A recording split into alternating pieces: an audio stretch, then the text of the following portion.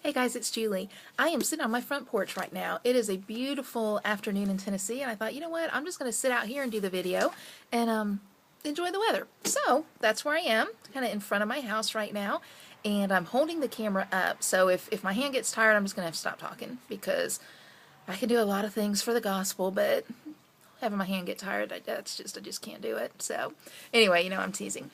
We are on chapters 10 through 12 right now, and I hope that you've enjoyed them. I hope you've been able to read and stay caught up. Again, if you haven't, no worries. Just keep plugging away. Keep trying. I know there's good stuff in here that will help you. I loved these chapters because we talk about some big stuff in here. And these chapters, Kelly talks about fear. And one of her interesting points about fear is that fear is sometimes not so much about what it is you're actually fearing as it is an indicator to what the issue is. And I'll give you an example in my life. Many of you know I'm terrified of flying. I am not a good flyer at all. It truly does take a lot for me to get on a plane and come to a Stampin' Up event. It really, really does. And honestly, I'm grateful for Stampin' Up because if it wasn't for that and flying to Salt Lake and all the different places that we go, I wonder if I would even get on planes, So I conquer that fear by coming to see you guys. Kind of, because as you know, I opted out of Fiji, and one of the big reasons was because I didn't want to get on the plane for 11 hours. All that to say, I'm scared of flying. When I thought about that in light of what Kelly is saying, that fear is an indicator of a deeper issue, it made sense to me, because for me, I think the fear was an indicator of an issue of being in control. And when I'm on a plane, I am not in control at all. At all. I mean, there is nothing about it that Julie Saba can control. And if I look at that in light of no other idols, the question becomes this. Is one of my idols being in control? My self-sufficiency, the things that I can do in and of myself. And in brutal honesty, I had to say yes. It was. I put a lot of faith in me, in my talents, in my abilities. And God has been so gracious to knock me down some. And let me know that the things that I can do well are gifts from Him, and they're things for Him. I can speak well, I can talk to anybody, but if I use that for nothing other than just to speak, the Bible says it's like the sound of empty clanging. But if I use the gift of speaking to show others about God, to share God with others, to share Christ with others, and to further His kingdom, if I use my gift of speaking to share it at classes, at events, and things like that, then that's something that I'm giving back to Him. I'm not becoming self-sufficient in my own abilities. I'm taking those things as gifts from Him. So I thought that was really interesting, that our fears are sometimes indicators of the idol. And so that's kind of how I thought that through.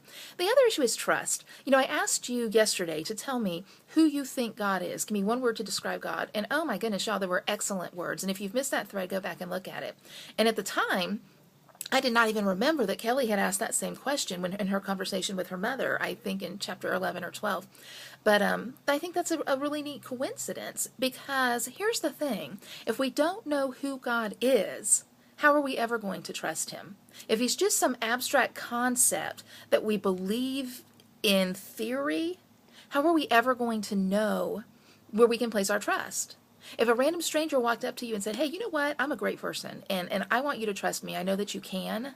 What would we do? I mean, if you were like me, I'd probably be like, thanks, and I'm sure you are great, but I'm not just going to place my trust in you. I need to get to know you first. I need to know who you are, what you stand for. Well, it's the same thing. We know God is there. We could say God is there. We could say God is God. But if we don't know who He is, if He's not real to us, if He doesn't have a meaning in our life, if He doesn't have something that we can cling to and say, I know this to be true, why would we place our trust in Him? Why would we do that? Because I'm going to tell you something. There will come times in your life, and there may already have come times in your life, where you're going to have an issue with God. It's like this. I have some friends, and they go to school with, or their children go to school with Matt. And back in middle school, we were sitting in the gym, and we were watching a basketball game or something, and we just got to talking about the life changes that our children were going through, and how so many things were getting ready to come. The Facebook, they were of that age, they were going to do that, and just middle school changes. You know what that's like. And so we said, you know what, we're going to make a pinky promise here. You remember the pinky promise, right? We're going to make a pinky promise here, and the pinky promise is going to be that if any of the four of us, we're four of us, if any of the four of us hear about anything that is going on with our child that we feel the other needs to know, that we will not only just tell them, but we will tell them, and the parent that is told will commit to receive it in a way that won't cast blame, feelings won't get hurt. I mean, it's a safe place. It's a safe place. That was our pinky promise, that we could come to each other with any concerns that we were to have about our children. And the understanding was that we would all stick to the pinky promise. Well, I wonder this. I wonder when sometimes if we have a problem with God, if we have an issue with God, if we kind of feel like maybe God and I had a pinky promise and he broke it.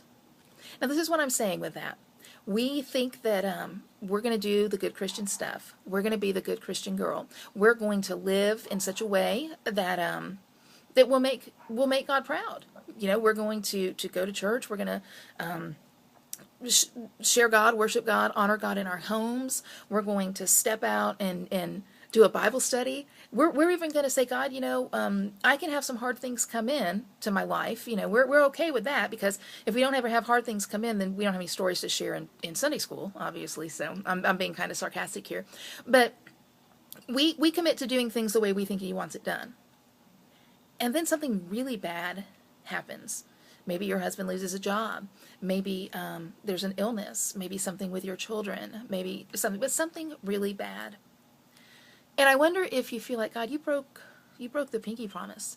I thought if I did all the things that I needed to do, that you'd kind of make it okay for me, that I wouldn't have to deal with any really hard stuff. And we feel a little betrayed. I tell you that to say this. There will come a time, just like I said earlier, where you're going to have to know who God is so that you know how to trust him. And those times are just like what I talked about. When you don't understand why the hard time hit, when you don't understand why you're not hearing from him, when you don't understand what is going on, but you trust him enough. Good grief, the sun's coming in my eyes. You trust him enough so that you do understand his character. You can trust his character. You can trust what you know about him to be true. That's why it's important to know who God is and who he is to you, so that you can trust him in those difficult times. I want to share a story with you about that, and it's from the Bible. And you might not think of this as being a story that talks a lot about trust and growth and overcoming idols and things like that, but I think there's some valuable lessons to be learned from this story as well. And it's in Luke, and it's chapter 10. And you know the story. It's Mary and Martha, the story of Mary and Martha. Now, if you've ever been to a women's retreat or any kind of women's spiritual event, you know the story of Mary and Martha. Martha is the workaholic. Mary is the one that sits at the feet of Jesus. Martha gets mad, and Jesus says, Martha, Mary's doing the better thing here. I think Martha gets a bad rap, honestly. All you workaholic people, I do think Martha gets a little bit of a bad rap here, because how would you like to be known for the one thing you did wrong? I mean, we can say the word Martha in the Bible and everybody's like, oh, yeah, I know about her. You know, you'll go to women's events and you'll be like, are you a Mary or are you a Martha? How to be a Mary in a Martha world. How to be a Martha in a Mary world. How to be better than Martha and Mary. I mean, there's every single permutation of Martha and Mary anecdotes that are told. And I think, though, that we can learn some interesting things by looking at this story a little bit, just a little bit in depth. So listen to this. In Luke 10, verse 38, this is what it said. As Jesus and the disciples continued on their way to Jerusalem, they came to a certain village where a woman named Martha welcomed him into her home. Now, just in that one verse, we can see some things about Martha. We can see that Martha is hospitable.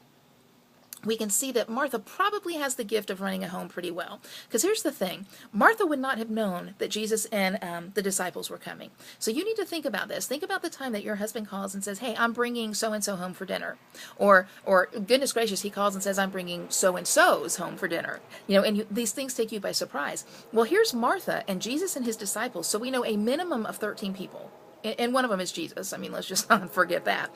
So a minimum of 13 people are coming into Martha's home for dinner because she invited them. It's one thing if the elders went up and said, hey, Martha, girl, we got to feed these people. Can you do it? Okay, I can do it. Martha invited them in. So you have to think that she was hospitable. She was good at running a home, and she followed the customs of the day, which is when strangers come in, you invite them into your home to feed them. So I'm going to give Martha some street cred here because she really did some good things right here by inviting them into her home. Go on, or listen to me as I read on. Her sister Mary sat at the Lord's feet listening to what he taught. But Martha was distracted by the big meal she was preparing, and she came to Jesus and said, Lord, doesn't it seem unfair to you that my sister just sits here while I do all the work? Tell her to come and help me. Now, there's two things here that I want you to see. One of them is this. Martha is cooking. She's doing all these things. What Martha is doing is not bad. Do you remember way back at the beginning of the study we talked about having to choose sometimes between good things that can become idols for us? Things that in and of themselves are not bad. But if they become the ultimate thing, then they become the idol. Maybe Martha should have read this Bible study back in the day, because this could be something for her. Maybe her thing that she was doing, a good thing, serving Jesus, serving the disciples, overcame all of the other stuff to where here Jesus is in her house teaching, and she misses him. She misses that Jesus is even there. So when we look at that in terms of good, better, best, certainly while Martha did a good thing, maybe she didn't do the best thing. But the other thing that I want to point out to you in this chapter that I just read are how Martha responds to Jesus. And this is kind of ties into what I was just saying about the trust and how when we feel betrayed sometimes. Look at what Martha said. The first thing Martha did is she went to Jesus and she said, doesn't it seem unfair to you that my sister sits here? She complained about the situation. She went to him and talked about how wrong the situation was. Well, we'll do that. When we're mad, when we're angry, God, this is wrong because, this is wrong because. And in fact, in certain translations it said, in this one, the New Living Translation, it says, doesn't it seem unfair to you? In other translations, and I actually like the other ones better, it says this, don't you care? Don't you care that my sister Mary is doing this? Now, have you been with me before in this? God, don't you care that Mark doesn't have a job and I don't know what's going to happen? God, don't you care that Matt is dealing with this issue at school? God, don't you care that my mother is sick? God, don't you care? And you fill in your own blank. That's exactly how we respond. Don't you care? Our identity, or our tendency, not our identity, our tendency becomes to ask, don't you care? That's the pinky promise. I said I was going to do the right thing, and here I am doing the right thing, and this bad stuff is happening. Don't you care? And then look at the second thing she does. She tells him what to do. Tell her to come and help me. Oh, y'all, I do this all the time.